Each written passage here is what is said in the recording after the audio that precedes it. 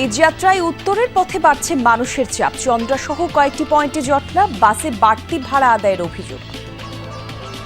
সাধারণ সময়ের চেয়ে একটু বেশি চেয়ে থাকে, কিন্তু এই ভোগান্তি বাড়ি গিয়ে সবার মুখ দেখলে আর মনে হয় আপাতত ঠিকঠাক আছে, কালকে থেকে মেবি আর একটু বাড়াই দিবে। প্রচুর জ্যাম। এই নরসিংদী থেকে এই বাইপেলা এলাম, প্রায় যেখানে 2 ঘন্টা লাগার কথা সেই জায়গায় মনে করেন যে প্রায় 6 ঘন্টা লেগে গেছে। ফরিদপুরের ভাঙায় বাস মাহিন্দ্রা সংঘর্ষে বাবা ছেলে সহ নিহত।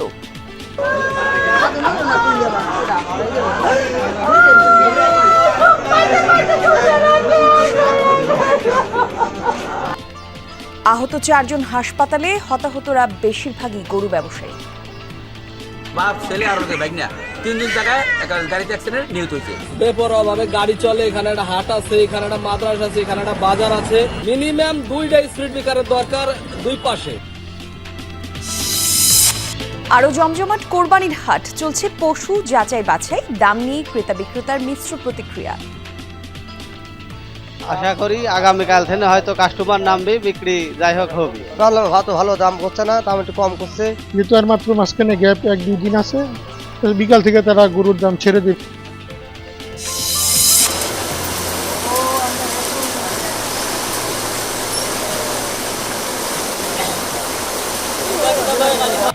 সিলেটের জকিগঞ্জে কুশিয়ারা ভাঙা বাঁধ দিয়ে এখনো পানি ঢুকছে লোকালয়ে, নতুন নতুন গ্রাম প্লাবিত, বাড়ছে ভোগান্তি।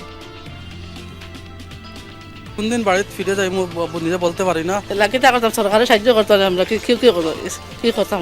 আমরা তো আর কোনো খাওয়া দাওয়া কিছু করতে পারি না, যে ঘরের ভিতরেও পানি।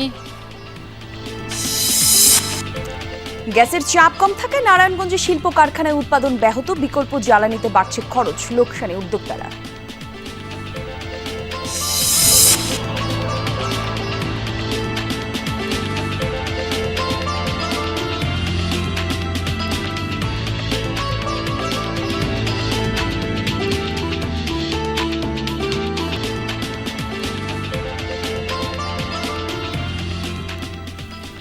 আমন্ত্রণ বিরতিহীন সংবাদ সারা দেশে, আমি জান্নাতুল কলি আছি সাথে। শুরুতেই শিরোনামগুলো দেখছিলেন। ঈদ উপলক্ষে বাড়ির পথে মানুষ, উত্তরের সড়ক পথে বাড়ছে চাপ, কিছু পয়েন্টে দেখা দিয়েছে জটলা। গাজীপুরের বেশিরভাগ পোশাক কারখানায় দুপুরের পর ছুটি ঘোষণা করা হয়েছে, কেউ ট্রাকে কেউ বা বাসে করে ধরছেন বাড়ির পথ। ঢাকা টাঙ্গাইল এবং ঢাকা ময়মনসিংহ মহাসড়কের বিভিন্ন পয়েন্টে যত্রতত্র বাস থামিয়ে যাত্রী তোলা হচ্ছে। এতে চন্দ্রা সহ কয়েকটি স্থানে তৈরি হয়েছে জটলা। বরাবরের মতোই আছে বাসে বাড়তি ভাড়া আদায়ের অভিযোগ, যদিও মানুষের বাড়ি ফেরা নির্বিঘ্নে কাজ করছে আইনশৃঙ্খলা বাহিনী। নৌপথেও নিরাপত্তা জোরদার করেছে কোস্টগার্ড।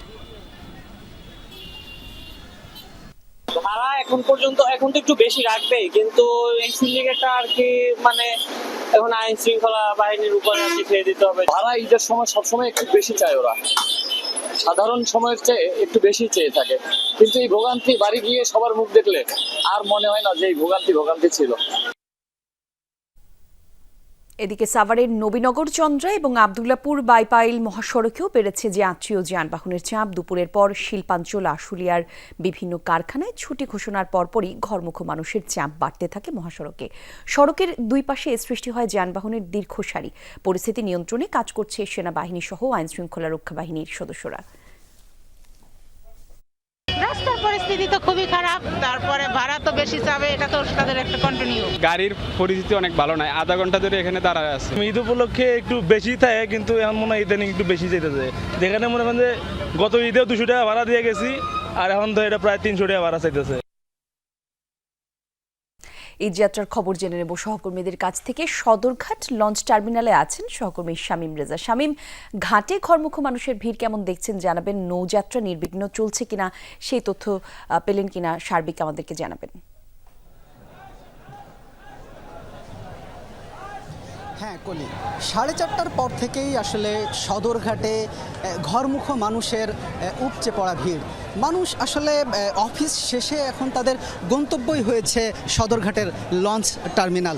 সেই দৃশ্য আসলে আমাদের ক্যামেরায় দেখাই যাচ্ছে যে অফিস শেষ করে আসলে মানুষ বাড়ি যাওয়ার উদ্দেশ্যে সদরঘাটে ইতিমধ্যে পৌঁছে গেছেন। হয়তো এসব লঞ্চগুলো ছাড়তে সন্ধ্যা 7টা বা তার আরও কিছু সময় পেরিয়ে যেতে পারে, এমনটাই বলছেন। তবে সদরঘাটে এখন যে ঘরমুখো যেসব মানুষগুলো আসছেন তাদের নিরাপত্তায় আসলে আইন শৃঙ্খলা বাহিনীও বেশ তৎপর। তারাও বলছেন যে বাড়ি যাওয়াকে কেন্দ্রকে কোনো ধরনের যাতে কোনো দুর্ঘটনার কবলে আসলে সাধারণ মানুষ না পড়েন সেজন্য তারা তৎপর। এখানে আসলে পুলিশ, আনসার এবং সেনাবাহিনীও কিছুক্ষণ পরপর আসলে টহল দিচ্ছেন। আমরা তাদের সাথেও কথা বলেছি, তারাও আসলে বলছিলেন যে ঈদকে কেন্দ্র করেই যেহেতু নানা ধরনের দুর্ঘটনা ঘটে, ঈদ উপলক্ষে একটা আনন্দমুখর পরিবেশ নিয়ে যেহেতু সবাই ঘরে ফেরেন, সেই আনন্দ নিয়েই আসলে যাতে সবাই ঘরে ফিরতে পারেন সেই চেষ্টাই তারা করে যাচ্ছেন। তবে বিকাল থেকেই আসলে লঞ্চ ঘাটে মানুষের যে চাপ বাড়ছে সেটা কিছুক্ষণ পর আরও হয়তো বাড়বে। তবে তাদের নিরাপদ ঘরে পৌঁছাতে নিরাপদ চলাচল নিশ্চিতে আসলে আইন শৃঙ্খলা বাহিনী সচেষ্ট রয়েছে। জি, বুঝতে পারছি। ধন্যবাদ আপনাকে শামীম। মহাসড়কের খবরও আমরা জানবো। ঈদযাত্রায় মহাসড়কের কি অবস্থা সেই তথ্য জানাতে গাজীপুরের চন্দ্রা থেকে আমাদের সঙ্গে সহকর্মী হোসেন আলী বাবু এরই মধ্যে যোগ দিয়েছেন। বাবু, একটু জানাবেন, চন্দ্র অংশ তো কলকারখানা ছুটি হবার পরে জটলা তৈরি হয়েছে যেমনটা আমরা সংবাদে জানাচ্ছিলাম, যানবাহন চলাচলের কি অবস্থা একটু আমাদের জানাবেন। সকাল থেকেই আসলে ঢাকা টাঙ্গাইল মহাসড়কের যে চন্দ্রা মোড়, সেই চন্দ্রা মোড়ে বেশ যাত্রীদের চাপ রয়েছে। দুপুর পর থেকে তারও বেশি আর কি বেড়েছে। যাত্রীর চাপ যেমন রয়েছে, গাড়ির চাপও কিন্তু রয়েছে। গাজীপুরের যে প্রায় শিল্প অধ্যুষিত এলাকায়, এই শিল্প অধ্যুষিত এলাকায় প্রায় 2000 উপরে শিল্প কারখানা রয়েছে। ইতিমধ্যেই আসলে প্রায় 40 ভাগ শিল্প কারখানা ছুটি ঘোষণা করা হয়েছে। তারপর থেকেই আসলে এই ঢাকা টাঙ্গাইল মহাসড়কের যে চন্দ্রা মোড়, সেই চন্দ্রা মোড়ের যাত্রীদের চাপ যেমন বেড়েছে, গাড়ির চাপ তেমন বেড়েছে। তার পাশাপাশি আরেকটু তথ্য দিয়ে রাখি, অন্যান্য বছরের মতো এবার কিন্তু আসলে হাই পুলিশ এবং জেলা পুলিশ যেভাবে কাজ করছে তার সাথে কিন্তু আসলে এবার সেনাবাহিনী যারা সদস্য রয়েছেন তারাও কিন্তু আসলে মহাসড়কে রয়েছেন। তারা আসলে যেসব গাড়িগুলো রাস্তার উপরে দাঁড় করিয়ে যাত্রী উঠানোর চেষ্টা করছে তাদেরকে আসলে রাস্তা থেকে সরিয়ে দেওয়া হচ্ছে এবং সেসব গাড়িগুলো আসলে ডাম্পিং এর জন্য ব্যবস্থা করা হচ্ছে। তার পাশাপাশি বরাবরের মতো যে অভিযোগ যাত্রীদের যে বাড়তি ভাড়া এবং দীর্ঘ সময় গাড়ির জন্য অপেক্ষা করা, যেসব গাড়ির ভাড়া 200-300 টাকা, সেসব ভাড়া চাওয়া হচ্ছে যে আসলে 1200 থেকে 1000 টাকা, সেই অভিযোগটা কিন্তু তাদের এখনো রয়েছে। তারা যেটা বলছেন যে আসলে বাড়তি ভাড়া চাওয়ার ফলেও আসলে তারা গন্তব্যে যাবে, বাড়িতে যাওয়ার উদ্দেশ্যে তারা বের হয়েছে। ভাড়া যত বেশি হোক তারপর তারা তার নিজ গন্তব্যে যাবে বলে জানিয়েছেন এখানকার যাত্রীরা। ধন্যবাদ আপনাকে বাবু। একটু সাভারের তথ্য জানতে চাই। সহকর্মী মাহফুজুর রহমান নিপু আমাদের সঙ্গে এর মধ্যে যুক্ত হয়েছেন। নিপু, একটু জানি, আমরা জানি যে সাভারের আশেপাশে প্রচুর কলকারখানা রয়েছে, ছুটি হয়েছে সেগুলো আজকে। এই বিকেলের পর থেকে ঘরমুখো মানুষের চাপ কেমন মহাসড়কে সেই তথ্যই জানতে চাই।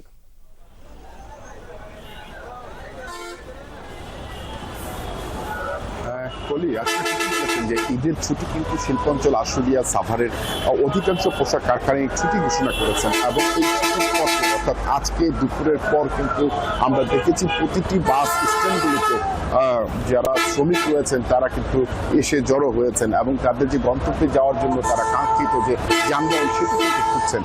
আজকে যদি একটু বলতে চাই, নবীনগর চন্দ্র আবদুল্লাপুর বাইপাস, এই দুটি সড়ক যারা ব্যবহার করবেন উত্তরবঙ্গগামী মানুষজন তাদের কিন্তু বেশ ভোগান্তি পোহাতে হবে। অর্থাৎ নবীনগর চন্দ্র মহাসড়কের বাইপাইল পয়েন্ট যেটি রয়েছে ত্রিমুখী, সেই পয়েন্টে কিন্তু যানবাহনের দীর্ঘ সারি রয়েছে এবং আবদুল্লাপুর বাইপাইল মহাসড়ক যেটি রয়েছেন সেখানেও কিন্তু যানবাহনের দীর্ঘ সারি রয়েছে।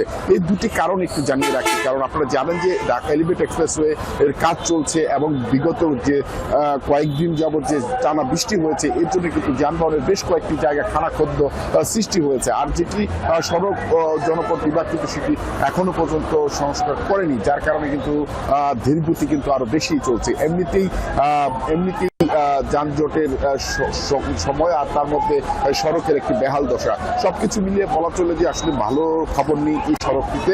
যদিও আইন শৃঙ্খলা রক্ষাকারী বাহিনী তারা কাজ করে যাচ্ছেন, সকাল থেকে আমরা দেখেছি সেনাবাহিনী কাজ করে যাচ্ছেন, প্রতিটি পয়েন্টে আমরা দেখেছি তারা চেষ্টা করছেন যাতে যানবাহনগুলো জটলা ছাড়াই পৌঁছতে পারে। আরেকটি বিষয় যেটি জানিয়ে রাখি সেটি হচ্ছে যে আমরা কিছুক্ষণ আগে দেখেছি যে আপনি জানেন যে ঢাকামুখী এবং ঢাকা থেকে বের হওয়া দুমুখী কিন্তু যানবাহনের দীর্ঘ সারি রয়েছে। আগে একমুখী টানার পদ্মা নদীর পানি বেড়ে ফেরিঘাটের র্যাম্প ডুবে যাওয়ায় সাময়িকভাবে বন্ধ রয়েছে রাজবাড়ীর দৌলতিয়ায় ৭ নম্বর ফেরিঘাট। সকাল ৮টার দিকে ৭ নম্বর ঘাট দিয়ে যানবাহন পারাপার বন্ধ হলেও ৪ নম্বর ঘাট দিয়ে ঝুঁকি নিয়েই ওঠানামা করছেন যাত্রী এবং যানবাহন। তবে ঘাটে নেই তেমন যানজট বা ভোগান্তি। বন্ধ থাকা ৭ নম্বর ঘাটটি লো থেকে মিড ওয়াটার লেভেলে ওঠানোর কাজ করছে বিআইডব্লিউটিএ। দৌলতিয়া প্রান্তে ৭টি ফেরিঘাট রয়েছে, এর মধ্যে ঝুঁকিতে রয়েছে ৪ নম্বর ঘাটও। ফরিদপুরের ভাঙায় বাস মাহিন্দ্রা সংঘর্ষে প্রাণ গেছে একই পরিবারের ৩ জন সহ ৫ জনের। আহত হয়েছেন আরও ৪ জন। সকাল ৬:৩০টার দিকে বাবলাতলা বাস স্ট্যান্ড এলাকার ফরিদপুর বরিশাল মহাসড়কে এই ঘটনাটি ঘটে। আহতদের স্থানীয় হাসপাতালে চিকিৎসা দেওয়া হচ্ছে। 2 ছেলে আর ভাগ্নেকে নিয়ে ভোরে কোরবানির হাটের উদ্দেশ্যে বাড়ি থেকে বের হন মাদারীপুরের শিবচরের বাসিন্দা গরু ব্যবসায়ী ইব্রাহিম সর্দার। কয়েক ঘন্টা পরই এক ছেলেসহ তার মৃত্যুর খবর আসে বাড়িতে।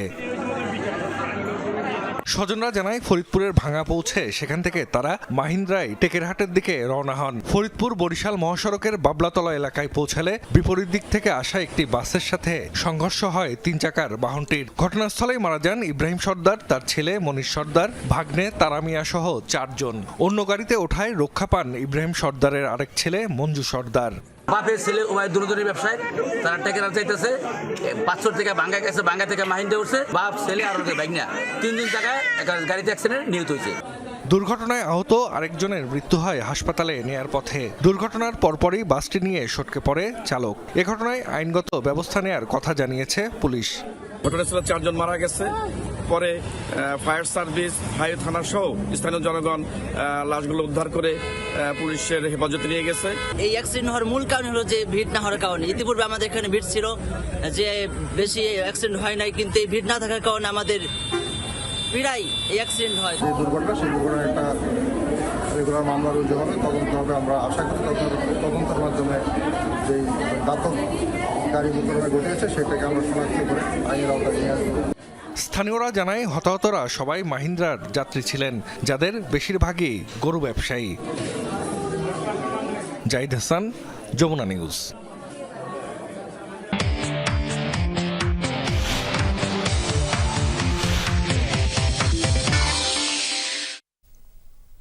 জমজমাট কোরবানির পশুর হাট চলছে, পশু যাচাই বাছাইয়ের দরদামও। আর এ বিষয়েই দেশের বিভিন্ন স্থান থেকে আমাদের সহকর্মীরা যোগ দিবেন। শুরুতেই যেতে চাই কুষ্টিয়া থেকে সহকর্মী রুহুল আমিন বাবু আমাদের সঙ্গে যোগ দিচ্ছেন। বাবু, একটু জানাবেন আমাদেরকে কুষ্টিয়াতে হাটের বেচাকেনা কতটা জমে উঠেছে, দরদাম নিয়ে ক্রেতা বিক্রেতারা কি বলছেন, বিস্তারিত তথ্য আমাদেরকে যদি একটু জানাতেন।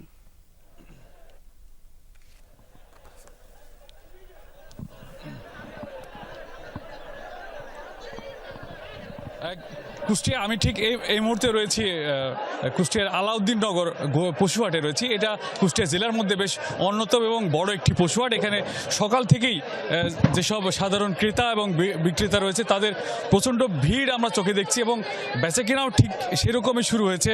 আমরা এখন দেখার চেষ্টা করছি আসলে সকাল থেকে এখন বিকেলের দিকে এখন সাধারণ যারা ক্রেতা রয়েছেন এবং বিক্রেতা রয়েছেন তাদের কিন্তু ভিড় বাড়ছে এবং পাশাপাশি কিন্তু যারা ক্রয় করতে আসছেন তারা কিন্তু বলছেন যে গরুর দাম তাদের সাধ্যের মধ্যে হচ্ছে। অর্থাৎ যে গরু ক্রয়ের সময় যে চোখের যে একটি মাপ রয়েছে, আসলে সেই মাপ বা তার ওজন কেমন হবে ঠিক সেই ওজন অনুযায়ী, সে মাপ অনুযায়ী তারা কিন্তু গরু ক্রয় করছেন। এবং বিক্রেতারা বলছেন যারা সব থেকে বেশি ক্ষতিগ্রস্ত হয়েছেন, যারা গ্রামের থেকে যারা ক্রয় করে নিয়ে এসেছেন এবং যারা ব্যাপারী বলা হয় আর কি, তারা কিন্তু বাজারে এসে তাদের প্রত্যাশিত মূল্য তারা পাচ্ছেন না বলেই কিন্তু জানিয়েছেন। এবং সেই সাথে যারা ক্রয় করছেন তারা বলছেন যে তাদের সাধ্যের মধ্যে রয়েছে বলেই তারা এখন পর্যন্ত আমরা তাদের ক্রেতাদের সাথে কথা বলেছি তারাও কিন্তু সেটি বলছেন। এবং সেই সাথে হাটের কিন্তু যথেষ্ট নিরাপত্তা এবং সার্বিক ব্যবস্থাপনা কিন্তু সুন্দরভাবে পরিচালনা হচ্ছে। কলি, ধন্যবাদ আপনাকে রুহুল আমিন। যাব আমাদের রূপগঞ্জের সহকর্মীর কাছে, সেখানে হাট কিরকম জমে উঠেছে সেই খবর আমরা জানবো। সহকর্মী জয় আমাদের সঙ্গে যোগ দেবেন। জয়, একটু জানাবেন, ঈদের কিন্তু আর বেশি সময় বাকি নেই, আর হাতে মাত্র কয়েকটা দিন বাকি। হাটে পশু সরবরাহ কেমন দেখছেন, দাম কেমন পশুর সেখানে, সেই তথ্য আমাদের জানাবেন।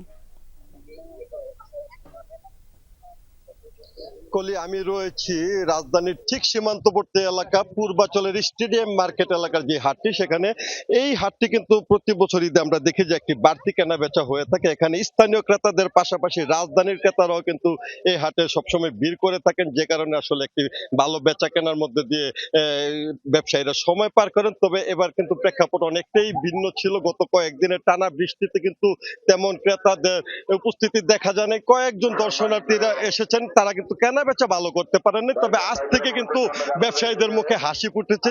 আর যদি বলে থাকি পশুর সরবরাহ পর্যাপ্ত পরিমাণ রয়েছে, আপনাকে জানিয়ে রাখি যে রূপগঞ্জে খামারিদের এবং কৃষকদের মিলে কিন্তু 17,000 গরু এবার বেড়ে উঠেছে। যদিও চাহিদা রয়েছে 20,000 পশুর, তারপরেও কিন্তু চাহিদার কমতি নেই। বিশেষ করে কুষ্টিয়া এবং চুয়াডাঙ্গা অঞ্চলের ব্যবসায়ীরা কিন্তু এই এলাকায় এসে গরু বিক্রি করে থাকেন এবং তারা আশা করছেন আগামী দুদিন কিন্তু আরো ভালো একটি কেনা বেচা হবে এবং দিন শেষে তারা হাসি মুখে বাড়ি ফিরতে পারবেন। আপনাকে জানিয়ে রাখি ছোট থেকে মাঝারি গরুগুলোর কিন্তু এই অঞ্চলে এখন চাহিদা, বাড়তি চাহিদা রয়েছে এবং সেই গরুগুলো কিন্তু আজ বেচা কিনা হচ্ছে। তো আশা করা যাচ্ছে যে আগামী দুদিন ব্যবসায়ীদের মুখে আরো বেশি হাসি ফুটবে। এই অঞ্চল, এই হাটগুলো কিন্তু বেচা কিনা ভালো হবে। বলি ধন্যবাদ আপনাকে জয়।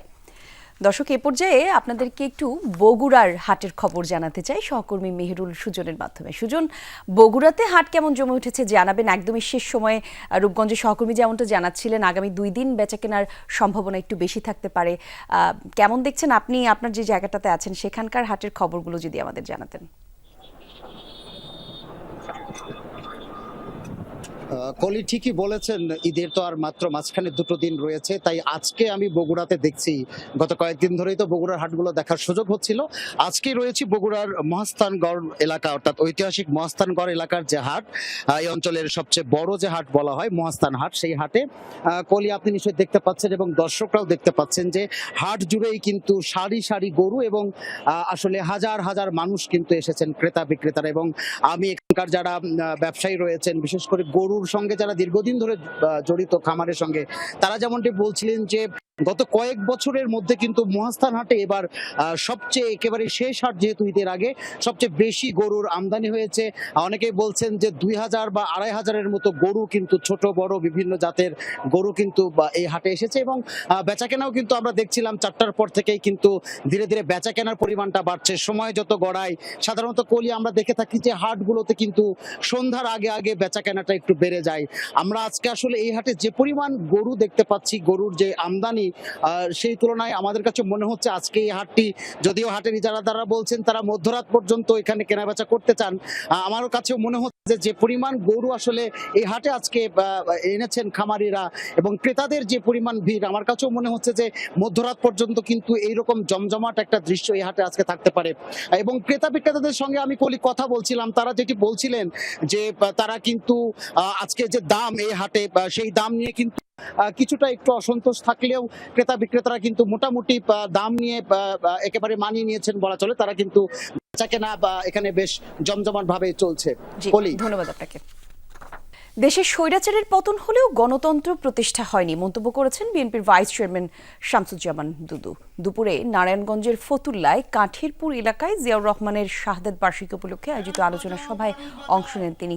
বলেন, ফ্যাসিবাদকে দাফন করতে হলে গণতান্ত্রিক সরকার দরকার। ভারত দেশের বিরুদ্ধে অপপ্রচার চালাচ্ছে অভিযোগ করে তিনি দাবি করেন, এসব রুখতে হলে নির্বাচনের কোনো বিকল্প নেই।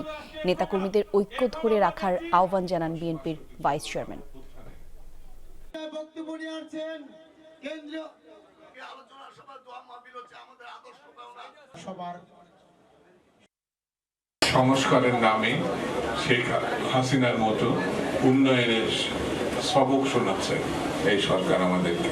যতদিন নির্বাচিত সরকার প্রতিষ্ঠা করা সম্ভব না হবে ততদিন ফ্যাসিবাদকে দাফন কাফন করা চূড়ান্ত করা যাবে না। রাজনৈতিক দলগুলো আবারও আওয়ামী লীগের পথে হাঁটলে ইতিহাস ক্ষমা করবে না, এমন মন্তব্য করেছেন অ্যাটর্নি জেনারেল মোহাম্মদ আসাদুজ্জামান। দুপুরে ঝিনাইদহে জুলাই শহীদ ও আহতদের স্মৃতিচারণ অনুষ্ঠানে অংশ নেন তিনি। অ্যাটর্নি জেনারেল বলেন, আওয়ামী লীগ গুম খুন সহ নির্বাচন ব্যবস্থাকে ধ্বংস করে ফ্যাসিবাদী শাসন প্রতিষ্ঠা করেছিল, আর সে কারণে আজ দেশ ছেড়ে পালাতে হয়েছে দলের নেতাকর্মীদের। রাজনৈতিক নেতাকর্মীরা আবারও সেই পথে হাঁটলে ইতিহাস তাদের ক্ষমা করবে না। জুলাই বিপ্লবের চেতনা বৈষম্যহীন সমাজ এবং ন্যায় বিচার প্রতিষ্ঠা বলে মন্তব্য করেন মোহাম্মদ আসাদুজ্জামান। পরে জুলাই শহীদ এবং আহতদের পরিবারের মাঝে ঈদ সামগ্রী বিতরণ করেন তিনি।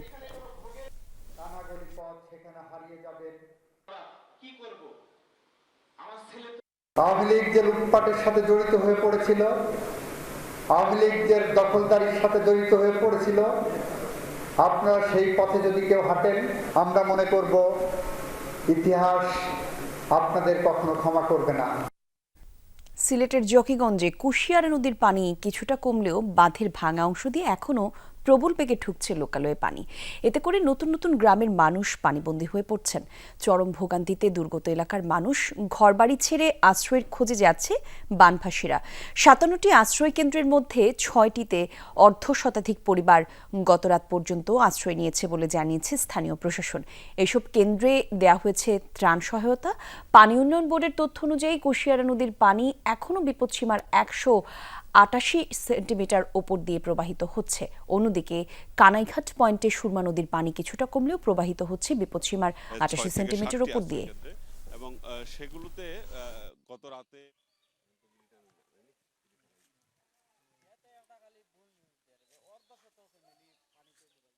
কোন দিন বাড়িতে ফিরে যাই নিজে বলতে পারি না। প্রায় 3 থেকে 4 রাত ঘরের ভিতরে পানি, বাসাত কোনো মানুষ নাই, অন্য বাড়ি থেকে তাকে খুঁজিয়া এলাকাতে করতাম, সরকারের সাহায্য করতাম। আমরা কি করতাম? আমরা তো আর কোনো খাওয়া দাওয়া কিছু করতে পারি না, যে ঘরের ভিতরেও পানি, বাইরেও পানি। আমরা খুব অসুবিধাতে আছি আমরা। সিলেটের বন্যা পরিস্থিতির আরও একটু বিস্তারিত তথ্য জানবো সহকর্মী মাহবুবুর রহমান রিপনের কাছে। রিপন, দুর্গত এলাকার সবশেষ পরিস্থিতি একটু জানাবেন, আর প্রশাসনের পক্ষ থেকে ত্রাণ বিতরণ করা হয়েছে কি পরিমাণ, সাধারণ মানুষ সেগুলোর সহযোগিতা কেমন পাচ্ছে সেই তথ্য একটু জানাবেন। কলি, মূলত দুর্গত এলাকায় যে পরিস্থিতি আমরা গত 3 দিন ধরে দেখছি সেটার উন্নতি হয়নি, বরং বলতে গেলে অবনতি হয়েছে। নতুন নতুন গ্রামগুলোতে পানি ঢুকছে, কারণ আমরা এর আগেও দেখিয়েছি যে সকল ভাঙনের ফলে মূলত এই বন্যা পরিস্থিতি তৈরি হয়েছে, সে সকল বাঁধ ভাঙা দিয়েই কিন্তু মূলত পানি প্রবেশ করছে। এখনও হু হু করে পানি প্রবেশ করছে, নতুন নতুন গ্রামে পানি যাচ্ছে। যে সকল গ্রামে গতকালও পানি দেখা মিলেনি, সেখানে কিন্তু আজ পানি উঠে পড়েছে। আমার বুঝতেই পারছেন যে প্রশাসনের হিসাব মতে ইতিমধ্যেই প্রায় 2600 পরিবার এই বানের পানিতে তারা নিমজ্জিত হয়েছে এবং যাদের বাড়িঘর নিমজ্জিত হয়েছে, এবং তারা মূলত তাদের মধ্য থেকে খুব বেশি পরিবার যে আশ্রয়কেন্দ্রে এসেছে তা না। 57টি আশ্রয়কেন্দ্রতে মাত্র 40 থেকে 45টি পরিবার এসেছে, বাকিরা বাড়িতেই রয়েছে। কিন্তু আশ্রয়কেন্দ্রগুলোতে ইতিমধ্যেই আমরা গতকাল রাতে ত্রাণ সহায়তা দিতে দেখেছি, এবং যারা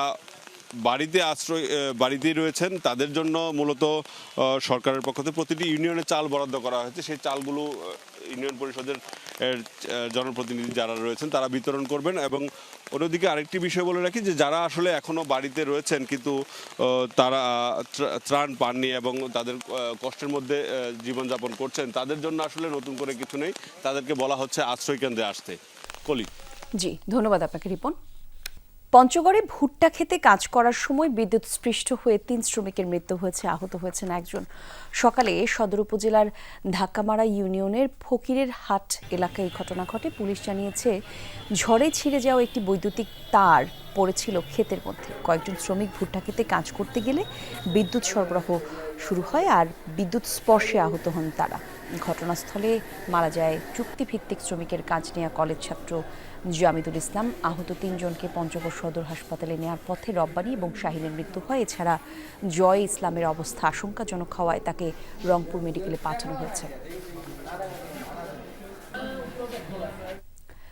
নেত্রকোনার বিজয়পুর সীমান্ত দিয়ে আজ 40 জনকে পুশিন করেছে বিএসএফ। তাদেরকে হেফাজতে নিয়ে বিজিবি জিজ্ঞাসাবাদ করছে। বিজিবি জানিয়েছে গতরাত 1টা থেকে 3টার মধ্যে দুর্গাপুরের বিজয়পুর সীমান্ত দিয়ে 40 জনকে পুশিন করে ভারতীয় সীমান্তরক্ষী বাহিনী। এদের মধ্যে নারী 27 জন এবং পুরুষ 12 জন, একই সাথে শিশু রয়েছে একজন। গুজরাট সহ বিভিন্ন প্রদেশ থেকে তাদের ধরে প্রথমে কলকাতায় আনা হয়, পরে বাংলাদেশ ভূখণ্ডে ঠেলে দেয় বিএসএফ। এর আগে গতকাল ময়মনসিংহের ধোবাউড়া এবং হালুয়াঘাট সীমান্ত দিয়ে 22 জনকে পুশিন করে বিএসএফ। রূপগঞ্জে কারখানার কেমিক্যাল মিশ্রিত পানি লোকালয়ে প্রবেশের অভিযোগ, সড়কে বিক্ষোভ হয়েছে। সকালে আখাউবো এলাকায় ঢাকা সিলেট মহাসড়ক অবরোধ করেন এলাকাবাসী। এতে মহাসড়কের কয়েক কিলোমিটার সড়ক যানজট দেখা দেয়। ভোগান্তিতে পড়েন যাত্রী আর চালকরা। বিক্ষোভকারীদের দাবি, বেশ কয়েকটি শিল্প কারখানায় কেমিক্যাল মিশ্রিত পানি যাচ্ছে ফসলি জমি সহ আশেপাশের খালে। কয়েকদিনের বৃষ্টিতে সেই পানি ঢুকছে বাসাবাড়িতেও। পরে প্রশাসনের আশ্বাসে কয়েক ঘন্টা পর অবরোধ তুলে নেন আন্দোলনকারীরা।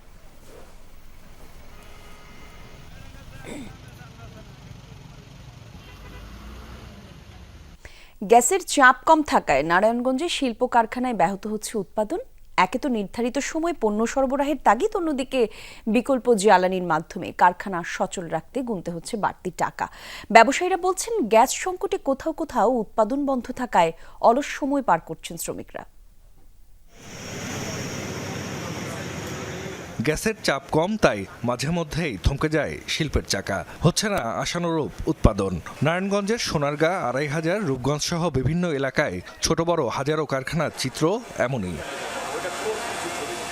কারখানা সংশ্লিষ্টরা বলছেন, শিল্পাঞ্চলে দীর্ঘদিন ধরেই গ্যাসের চাপ কম। মাস ৬ ধরে এই সংকট আরও বেড়েছে। ব্যাহত হচ্ছে উৎপাদন। সময় মতো পণ্য সরবরাহ করতে না পারায় আর্থিক ক্ষতি হচ্ছে ব্যবসায়ীদের। প্রতিযোগিতামূলক ব্যবসায় টিকে থাকাই কঠিন হয়ে পড়েছে। ইন্ডাস্ট্রিগুলিতে আমাদের যে চাহিদার তুলনায় গ্যাস পাচ্ছি 1/6 বলতে পারেন। আমাদের যে প্রোডাকশন, সেই প্রোডাকশনের অবস্থা খুবই কঠিন। দৈনিক এভারেজ ১১ থেকে ১২ টন প্রোডাকশন আছে, মানে আমরা প্রতিদিন ৮ থেকে ৯ টন প্রোডাকশন লেস হচ্ছে। এভারেজে মান্থলি গিয়ে আমাদের অনেকের কিন্তু ৬০% প্রোডাকশনও নাই, মানে ৪০-৫০ তো কারোই, সবারই প্রায় নাই। ৮০% উপরে যদি প্রোডাকশন না থাকে, এটা ব্রেক ইভেনে আসে না, কারণ আমরা খুব কম্পিটিটিভ প্রাইসে কাজ করি। ইন্টারন্যাশনাল মার্কেটে আমাদের একটা কম্পিটিশনে থাকতে হয়। ফলে এই ওভারঅল কম্পিটিশনে গিয়ে আমরা ৮০-র নিচে থাকা মানে আমাদের ফ্যাক্টরি লস করা, ব্যাংকের ঋণ বাড়া। গ্যাসের চাপ মাঝে মধ্যেই ওঠানামা করে। কোথাও কোথাও পরিস্থিতির কিছুটা উন্নতি হলেও দুশ্চিন্তা পিছু ছাড়ছে না শিল্প মালিকদের। স্টকে রাখতে হয় বিকল্প জ্বালানি। এরিয়াটা মোটামুটি আমরা গ্যাস পাচ্ছি। মাঝে মাঝে হয়তো প্রেশারটা একটু কমে যায়। এলএনজি, তারপরে জুট বয়লার, ওগুলা দিয়ে আমরা 2টা জুট বয়লার চালাই। যখন ওটা একবার না থাকতে, এর থেকে আমাদের কস্টিং অনেক বেশি হয়ে যায়। বিকেএমইএ সভাপতি জানান, মাস দেড়েক আগে পেট্রোবাংলা বাড়তি গ্যাস সরবরাহের আশ্বাস দিয়েছিল, তবে বাস্তবে তার প্রতিফলন হয়নি। আমরা সরকারের কথা শুনে আশ্বস্ত হই, কিন্তু কার্যকর অবস্থায় গিয়ে আমরা কোনো কিছু তেমন প্রতিফলন দেখি। আমার ফ্যাক্টরিতে খোঁজ দিলাম, ওখানে আছে এখন 1 PSI প্রেশার। সকালে ছিল 0.25, কখনো থাকে 0। তো এরকম কয়েকটা খোঁজ দিলাম, প্রত্যেকের এখানে এরকম 1, 1.5 বা 1-এর নিচে আছে।